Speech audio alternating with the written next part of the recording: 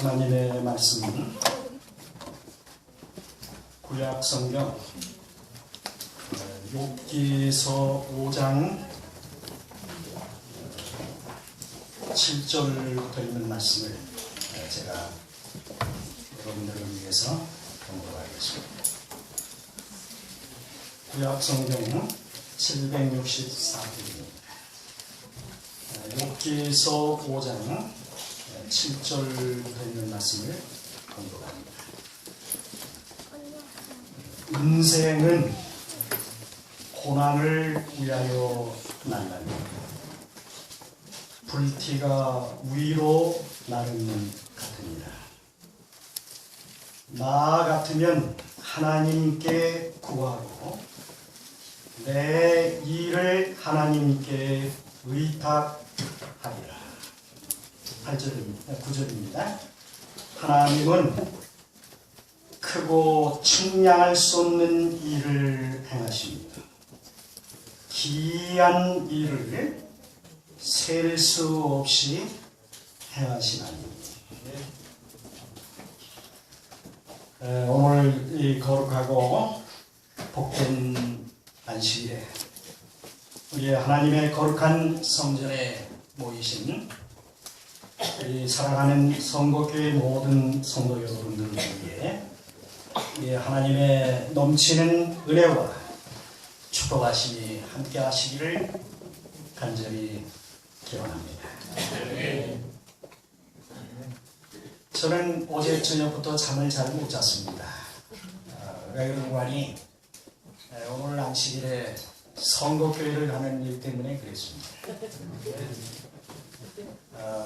제가 이 성곡교회에 와서 한 1년 근무를 하다가 연합회에 오랬는데 이 교회는 저의 친정교회와 같은 교회이기 때문에 그렇습니다. 우리 여성분들이 친정집에 갈 때는 친정집이 멀든 가깝든 아주 빨리 간다고 해요. 그런데 우리 여성분들이 시댁에 갈 때는 시댁이 가깝든 멀든 그렇게 지루하고 멀다고 그럽니다. 저는 오늘 친정교회를 오면서 아침 일찍 출발을 했는데 고속도로가 막히기도 했지만은 아주 쉽게 아주 빨리 잘 도착을 했습니다. 그래서 우리 사랑하는 목사님 네 분과 또 우리 존경하는 장로님들 또 우리 집사님들 우리 사랑하는 성도들을 이렇게 아주 오래간만에 배울 수 있는 이 특권에 대해서 정말 하나님께 감사를 드립니다.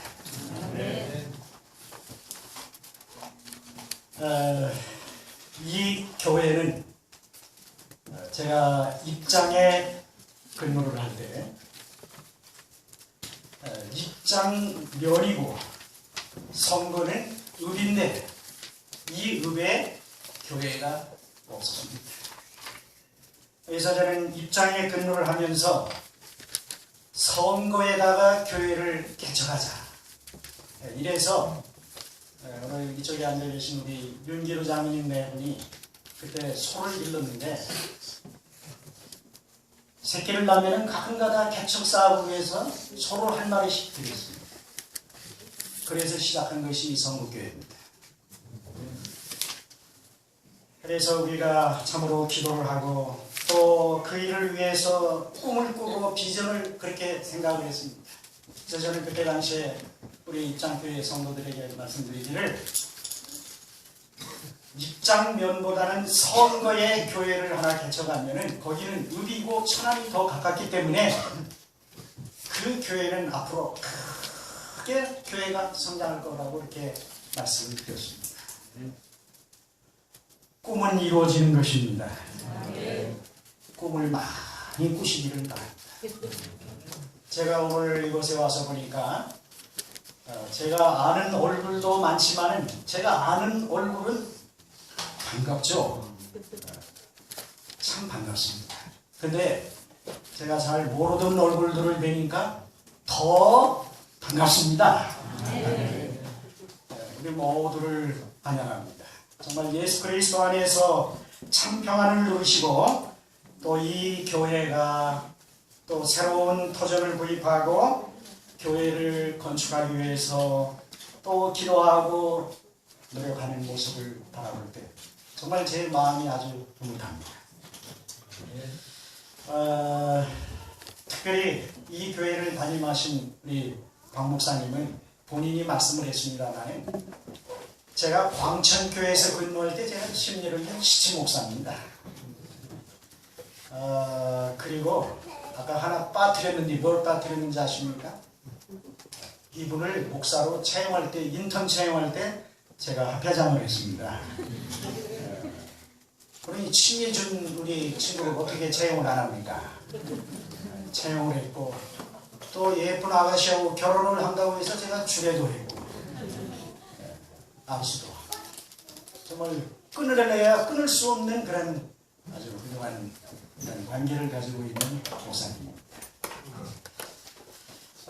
저는 오늘 아침에 올 때 내비게이션에서는 물론 제가 이걸 모르기 때문에 내비게이션은 큰 게 아니라 이렇게 달리다 보면은 속도 위반으로 찍히는 게 있습니다. 그래서 들고 오는데 내비게이션은 제가 아는 길로 가라 소리를 해요. 그래서 제가 성안으로 와가지고 제가 근무했던 삼립식품을 지나가면서 우리 삼립식품을 위해서 운전하면서 기도하는 마음으로 또 삼립식품을 위해서 기도하면서 지나갔습니다. 그리고 또 제가 1년밖에 근무를 안 했지만 또 입장교회를 이렇게 거쳐서 기도하면서 우리 성부까지 왔습니다. 저는 정말 제가 근무했던 우리 교회를 기도합니다. 또 제가 가장 사랑하는 우리 충청 앞에 모든 교회들을 정말 저는 사랑합니다. 그래서 저는 은퇴를 하고 제가 시조사 사장으로 있던 2009년도에 교회를 하나 개척을 했습니다. 청량리 시장 밑에 용두동에다가 건물을 하나 2억을 주고 전세를 얻어서 어떤 교회를 개척해 놓은 거 아니? 조선족 교회를 개척을 했습니다. 그래서 중국에 있는 조선족들이 한국에 지금 거의 50만 이상 인구가 나와 있습니다. 그래서 처음에 그 교회를 개척해서 시작할 때는 서너 명이 시작을 했습니다. 그러나 지금은 안식일에 평균 30명에서 35명 이렇게 조선족들이 모입니다. 그래서 저는 그 교회를 섬기고 또 그들을 취직을 시키는 일을 하고 또 그들을 도와주는 일을 하고 그렇게 봉사하면서 지내고 있습니다. 저희 집사람이 2009년도부터 제가 은퇴할 바로 직전에 문서전도 교육을 받고 문서전도를 열심히 하는데 얼마나 열심히 하는 거 아니? 보통 열심히 하는 것이 아닙니다. 점심도 잘 안 주고 저한테 얼마나 열심히 하는지 동중환 앞에 소속이 돼가지고 동중환 앞에 문서전도 삽니다. 그래서 시작하는 해부터 동중환 앞에 20년 30년 문서전도 한 사람보다 강원하라고 하는 목사 사모가 은퇴한 후에 문서전도로 해서 언제나 1등을 하는 것입니다. 전국에서도 1등 아니면 2등을 합니다. 오늘 왜 같이 못하느냐? 지난 안식일에는 새로운 영혼 전혀 사람 우리 교인들하고 관계없이 문서전도를 통해서 전도를 하다가 만난 사람들을 지난 안식일에는 두 사람을 청량리 교회에다 갖다 모셔드리고 또 그들에게 부탁을 하고 오늘은 또 구도자 하나를 만나서 묵동제일교회에 인도하기 위해서 같이 못왔습니다. 우리 사람이 아주 속상해했어요. 나도 친정교회를 가야 되는데 우리 박 목사님이 그래요. 제가 같이 못 온다 했더니 에이, 목사님보다 사모님이 더 인기가 많은데 인기 많죠. 저는 은퇴한 목사하고 백수입니다. 그러나 저희 집사람은 문서 정도 삽니다. 그래서 제가 제 아내를 잘 모시고 삽니다. 아주 전도를 열심히 해요. 그래서 보통 1년에 5명에서 7명씩 침례를 줍니다. 놀라운 일들이 있습니다. 참으로 오늘 저는 여러분들에게 어떤 말씀을 드릴까 하다 이 욥기서에 있는 말씀을 제가 말씀을 드리려고 합니다. 여기에 욥기서에 보면은 이렇게 말씀을 했습니다. 나 같으면 하나님께 구하고 하나님께 기도하고 내 일을 하나님께 의탁하리라. 내 일을 다 하나님께 맡기리라. 여기 말씀하시기를 그러면 어떤 약속을 하셨느냐. 하나님은 크고 측량할 수 없는 일을 행하시나 기이한 일을 셀 수 없이 행하시나니 그랬습니다. 여기 욥기 5장 7절에는 이렇게 말씀을 했습니다. 인생은 고난을 위하여 났나니. 여러분, 우리 사람이 이 세상에 태어나서 사는 것을 무엇을 위해서 낳는 거 아니 고난을 위해서 태어났다. 여기 개역 개정판 성경에는 사람은 고생을 위하여 태어났나니 그랬어요. 여러분 고생하는데 뭐라도 태어나셨어요? 안 태어나시는 더 멋있다. 근데 인생은 여기 말하기를 고생을 위해서 태어났다. 저희 큰 손자가 큰아들은 아들만 둘 낳고 둘째 아들은 딸만 하나 낳았습니다. 큰 손자가 이제 중학교 2학년입니다. 참 세월 빠르죠? 근데 초등학교를 들어가게 됐는데 우리 큰 손자가 태강상륙 초등학교를 들어갈 무렵에 태강상륙 초등학교에 국제반이 생겼어요. 국어만 한국 사람이 국어 선생이 국어만 한국말로 가르치고 나머지는 다 원어민 외국 사람들이 영어로 공부하는 국제반이 생긴 겁니다. 그래서 그 교장 선생님 이석재 교장이라는 분이 목사님 손자를 우리 국제반에 넣어라. 그래서 이 언어라고 하는 것은 어려서부터 하는 것이기 때문에 그 국제반에 넣었습니다. 아무 준비도 없이 국제반에 입학은 잘 했는데 36명을 뽑았는데 우리 큰손자도 이제 시험을 이렇게 웅변을 해서 들어갔어요. 웅변 영어로 웅변을 5분을 잘 하면 한 사람을 뽑고 그림을 잘 그리면 한 사람 두 사람을 특과로 뽑는 것이죠. 그래서 이제 예를 들면 원고를 영어로 써가지고 굿모닝 하면 한국말로 굿모닝 이렇게 써가지고 외국 사람들한테 다 가서 줄이고 쉬운 말로 해가지고 5분짜리 원고를 해서 그걸 달달달 외우게 했습니다. 무슨 뜻인지도 모르고 외우면서 그냥 제스처를 하고 그렇게 하고서 정말 1등을 했어요. 거기는 한국 사람이 못 따라오고 외국인 5명이 들어가서 심사를 하는 것입니다.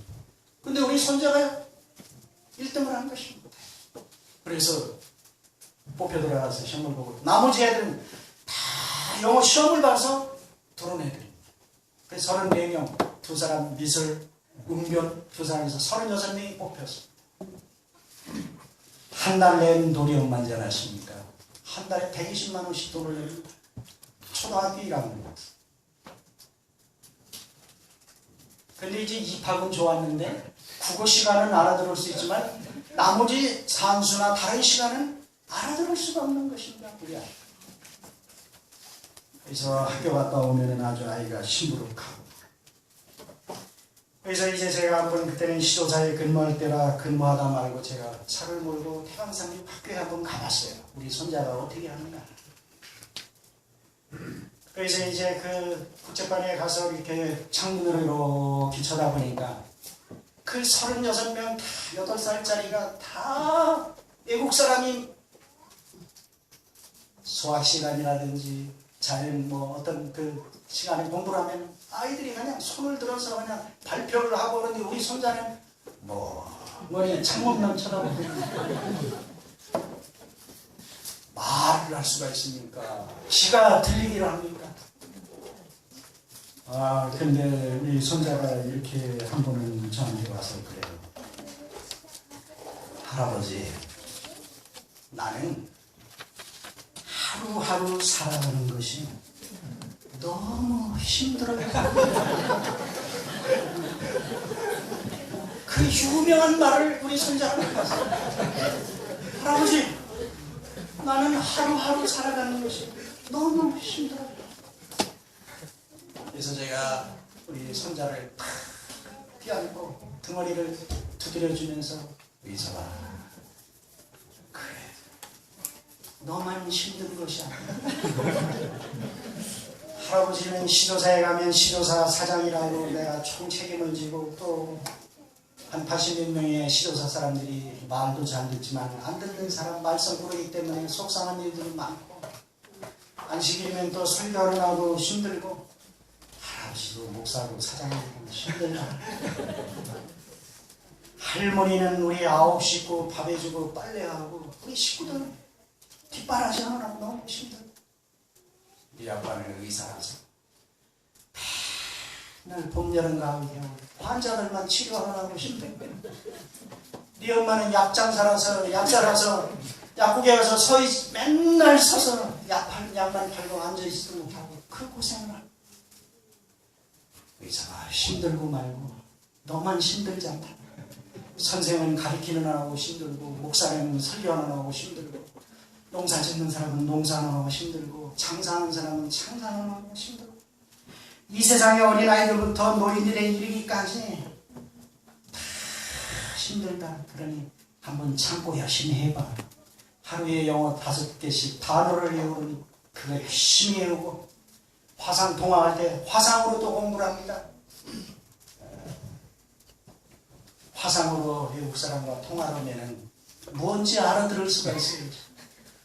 그러니까 우리 영문과를 나온 저희 집사람이 책상 밑에 숨어가지고 저쪽에서 뭐 질문하면 yes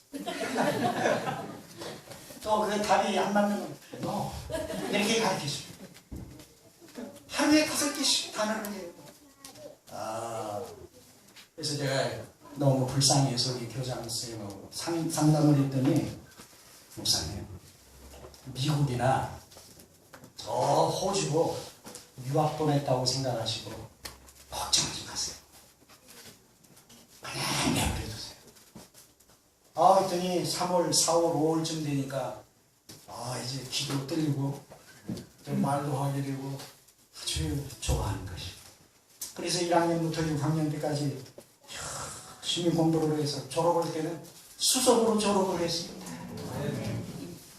지금은 그 아이가 어디 있는 거니? 미국에 가 있습니다. 우리 아들 가족이 내 식구가 뉴욕에 가서 공부를 하고 있는데 금년이 이제 8월 달이면 돌아오게 됩니다. 우리 의석이가 이제 중학교 2학년이 되는데 이 아이가 할아버지, 나는 하루하루 살아가는 것이 너무 힘들어요. 고진감래라고 하는 말이 있습니다. 고생 끝에는 즐거움이 있는 것입니다. 그래서 우리는 인생은 고난을 위해서 난 것입니다.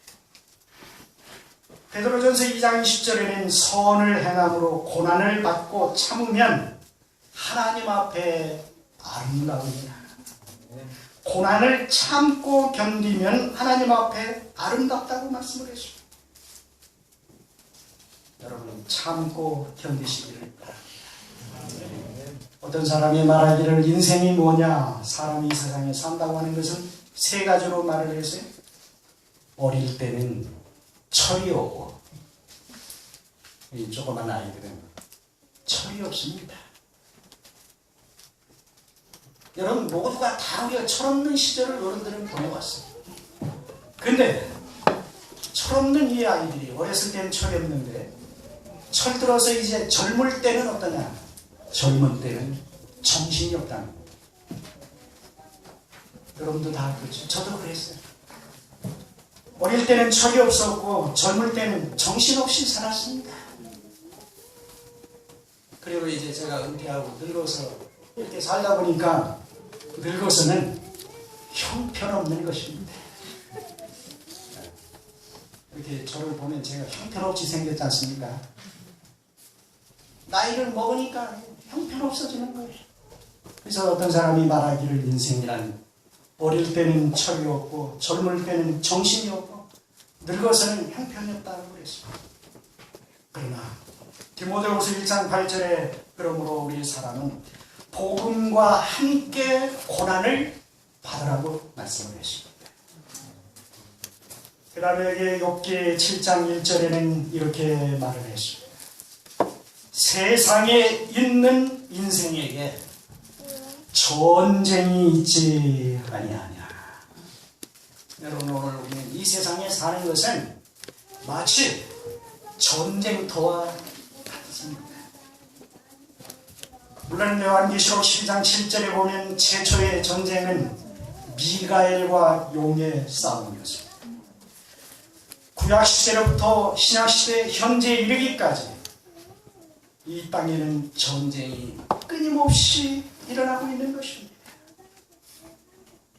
오늘 이 사회에도 가정에도 부부간에도 자녀들 사이에 우리가 이 세상에 사는 것은 오늘 욥기 7장 1절에 주신 말씀처럼 이 세상에 있는 사람들에게는 전쟁이 있지 아니하냐.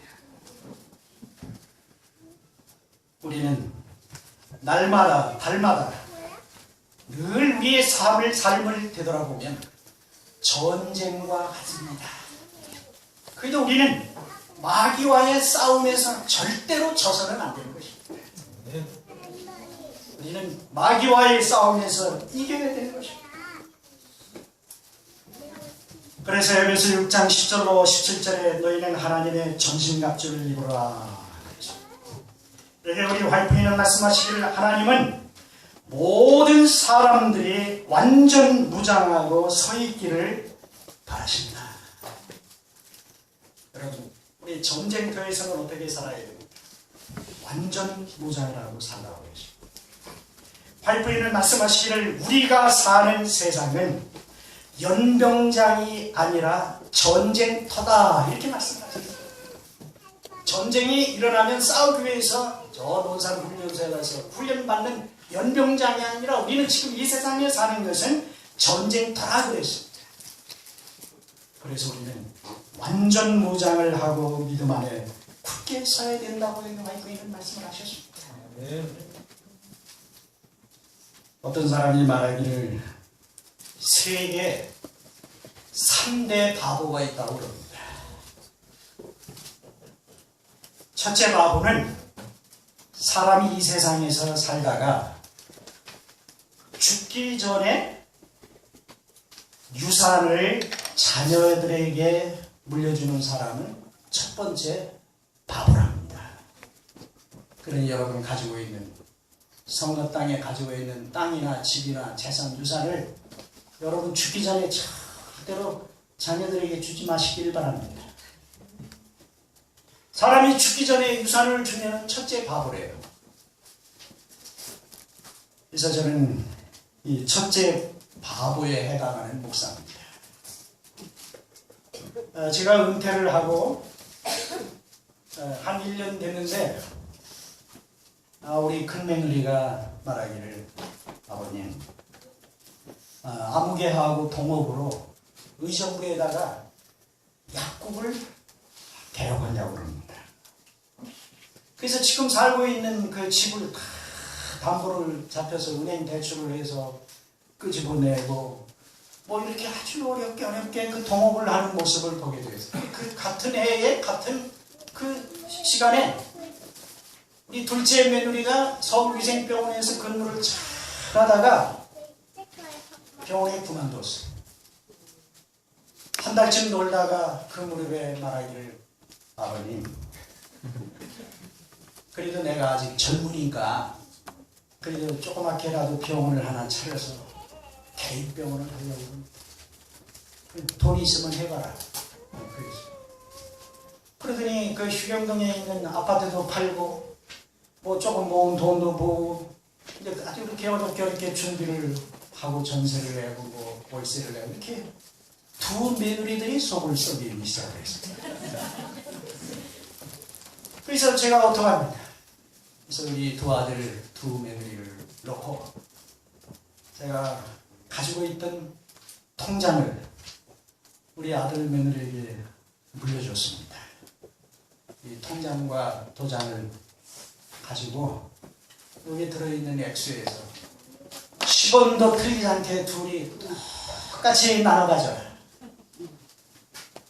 나는 이게 은퇴를 하고 내가 지금까지 너희들 장가 보내고 가르치고 내가 이게 이 유산인데 그래도 내가 노년에 너희들한테 손 안 걸리고 가끔 가다가 필요한 걸 찾아서 쓰고 여행도 하고 맛있는 거 네 엄마랑 좀 사 먹고 이렇게 재밌게 보내려고 하는데 너희들이 이렇게 아니 어떻게 하겠느냐.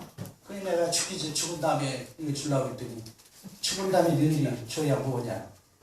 그래 이걸 나눠가지고 그래 제가 유산을 다 줬어요. 그랬더니 굉장히 서운하더라고요. 왜냐면 돈이 하나도 없으니까. 그래서 제가 첫 번째 바보가 되었습니다. 그 다음에 이게 두 번째 바보는 능력이 있으면서 결혼한 자녀와 함께 사는 사람은 두 번째 바보랍니다. 여러분들이 보시기에 어때요? 저는 능력이 있습니다. 왜 능력이 있는 거니? 저는 하나님의 종으로 인턴서부터 은퇴할 때까지 하나님의 사업을 했기 때문에 우리 교단에서는 은퇴를 해도 만 65세가 돼서 은퇴를 해도 부양료 제도가 있어서 부양료를 줍니다. 그리고 또 이 국민연금이 생기면서부터 봉급에서 국민연금을 넣기 때문에 국가에서 국민연금이 나와요. 그래서 연합회로부터 부양료 받고 국민연금 받으면 현직에 있을 때보다는 봉급이 작지만 그래도 그게 어딥니까? 내가 어디 특별하게 교회 다님도 안 하고 이렇게 그냥 백수로 살아도 매달 부양료가 통장으로 들어오고 매달 부양료자의 국민연금이 들어옵니다. 근데 이게 이런 능력이 있는 목사인데 결혼한 자녀들하고 함께 사는 사람이 두 번째 바보래요. 그래서 저는 두 번째 바보에 해당하는 사람. 그래서 물론 시조사 사택에 살 때는 우리 한 8년 동안을 9 식구가 함께 살았습니다. 큰아들은 4 식구가 안방에 제일 넓은 데서 살고 세 식구는 그 다음 방에서 살고 제일 조그만 방 하나에서는 저희 집사람하고 2개 살고 9 식구가 아주 행복하게 살았습니다. 은퇴하고서는 우리 둘이 좀 따로 살라고 했더니 우리 큰손자가 말하기를 절대로 안 된다는 것입니다. 할아버지랑 할머니랑 같이 살아야지 안 된다. 그래서 우리 큰아들 가져가고 우리는 아파트에 4층 살고 둘째 아들은 12층에 살지만 같은 라인에 사니 같이 사는 거나 비슷하죠. 맨날 와서 귀찮게 하고 밥도 먹고 같이 사는 거죠. 근데 이런 능력이 있는데도 자녀들하고 같이 사는 사람이 두 번째 바보예요. 세 번째 바보는 손자, 손녀를 길러주며 돌보며 사는 사람이라. 저희 집사람과 저는 지금까지 손자하고 손녀를 돌보며 삽니다. 그러니 이 사람이 얘기한 대로 저는 바보가 3가지 바보가 있는데 다 해당되는 거예요. 가만히 생각해 보니까 저는 세 가지 다 바보지만은 세상 사람이 말하는 것이고 저는 참 행복한 삶을 삽니다. 왜냐하면 자녀들하고 같이 살고 또 함께 그리스도 안에서 믿음 안에서 우리 온 식구가 더불어 사니까 정말 행복한 것입니다. 여러분 디모데후서 4장 7절에 내가 선한 싸움을 싸우고 나의 달려갈 길을 마치고 믿음을 지켰습니다. 여러분 끝까지 전쟁터와 같은 세상에서 믿음을 지키면서 우리 행복한 삶을 사시게 되기를 바랍니다. 그 다음에 욥기 7장 같은 1절에 보면 이렇게 말을 했어요. 그날이 품꾼의 날과 같이 아니하냐. 품꾼은 그 싹을 바라나니. 여러분 우리 인생의 이 세상에 산다는 것은 여기 욥기 7장 2절에 말하기를 세 번째는 우리가 이 땅에 사는 것은 품꾼의 날과 같다. 저도 고등학교를 졸업하고 한 2년 동안 농사를 지으면서 제가 남의 집에 품을 팔아봤습니다. 품짝이 예를 들어서 10,000원이다. 그러면 그 품을 팔기 위해서 해가 뜨기 전부터 가서 해질 때까지 일을 하는 것입니다. 그러면 품꾼은 뭐만 바라는 거 아니? 싹쓸 바라고 일을 하는데 해가 저물기를 기다리는 것입니다. 오늘 우리가 이 세상에 산다고 하는 것은 품꾼의 날과 같다는 것입니다. 그래서 누가복음 15장 19절에 이 탕자의 비유에 이 탕자가 말하기를 나를 품꾼의 하나로 벗어서 그랬습니다. 여러분 품꾼은 정말 행복한 것입니다. 남의 집에 가서 품을 팔아도 행복한 것이 품꾼인 것입니다. 그것이 인생인 것입니다. 여기 한 사람이 이런 얘기를 했습니다. 사람은 이 세상에 사는 동안에 죽을 때 3번 꼴을 하다가 죽는다는 것입니다. 뭐 체해가지고 꼴을 오는 게 아니라 어떤 꼴인 거 아니? 내가 이렇게 할 걸 후회하는 꼴을 3번 하는데 첫 번째는 이런 꼴을 한다는 것입니다. 보다 베풀고 살고. 이 세상에 사는 사람은 빈부귀천을 막론하고 사람이 살다가 죽을 때는 자기가 가지고 있는 돈을 다 쓰지 못하고 죽는다는 것입니다. 그래서 사람들은 죽을 때 후회하기를 이렇게 다 써보지 못하고 죽는 걸 왜 내가 그토록 인색하게 살아왔는가 그렇게 후회한다는 것입니다. 그러니 여러분 가지고 있는 돈 다 쓰시기를 바랍니다. 써야 내 돈이 된 것입니다. 남에게 주는 것은 남는 것을 남에게 주는 것은 쉬운 일입니다. 모자라는 것을 남에게 주는 것은 좀 어려운 일입니다. 그러나 내게 꼭 있어야 할 것을 나누어 주는 것은 더 어려운 것입니다. 재물을 나누는 것은 조금 나누는 것이고 지혜를 나누는 것은 많이 나누는 것입니다. 사랑을 나누는 것은 모든 것을 나누는 것입니다. 무엇이든지 가지고만 있으면 아무 쓸모가 없습니다. 진정한 행복은 어디에 있느냐? 여러분이 받은 하나님의 사랑을, 여러분이 가지고 있는 그리스도의 사랑을 다른 사람에게 베풀시기를 바랍니다. 그래서 우리가 이 짧은 인생을 살다가 죽을 때 내가 이 돈을 다 쓰지 못하고 죽는 걸 내가 왜 베풀지 못하고 이렇게 인색하게 살았는가 그렇게 하지 마시길 바랍니다. 그래서 마태복음 7장 12절에 황금리를 얘기했어요. 너희가 남에게 대접을 받고자 하는 대로 너희도 남을 대접하라.